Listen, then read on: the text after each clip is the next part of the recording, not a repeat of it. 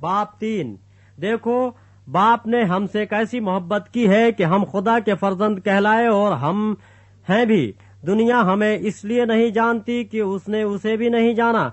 अजीजो, हम इस वक्त खुदा के फर्जंद हैं, और अभी तक ये जाहिर नहीं हुआ कि हम क्या कुछ होंगे। इतना जानते हैं कि जब वो जाहिर होगा तो हम भी उसकी मानिंद होंगे, क्योंकि उसको वैसा ही देखेंगे जैसा वो है। और जो कोई उससे ये उम्मीद रखता है अपने आप को वैसा ही पाक करता है जैसा वो पाक है। जो कोई गुनाह करता है वो शरअ की मुखालफत करता है, और गुनाह शरअ की मुखालफत ही है। और तुम जानते हो कि वो इसलिए जाहिर हुआ था कि गुनाहों को उठा ले जाए, और उसकी जात में गुनाह नहीं। जो कोई उसमें कायम रहता है वो गुनाह नहीं करता। जो कोई गुनाह करता है न उसने उसे देखा है और न जाना है। ऐ बच्चों, किसी के फरेब में न आना। जो रास्तबाजी के काम करता है वही उसकी तरह रास्तबाज है। जो शख्स गुनाह करता है वो इबलीस से है, क्योंकि इबलीस शुरू से ही गुनाह करता रहा है। खुदा का बेटा इसीलिए जाहिर हुआ था कि इबलीस के कामों को मिटाए।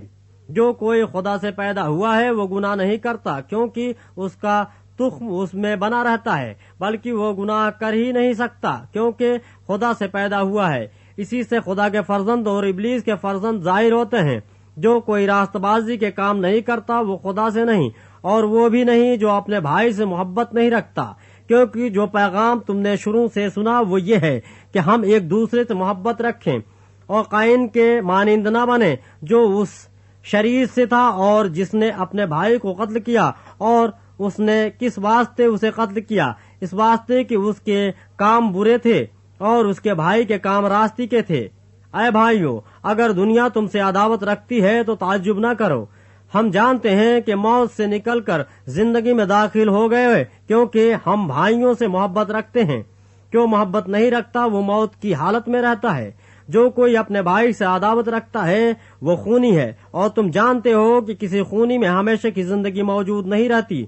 हमने मोहब्बत को इसीलिए जाना कि उसने हमारे वास्ते अपनी जान दे दी, और हम पर भी भाइयों के वास्ते जान देना फर्ज है।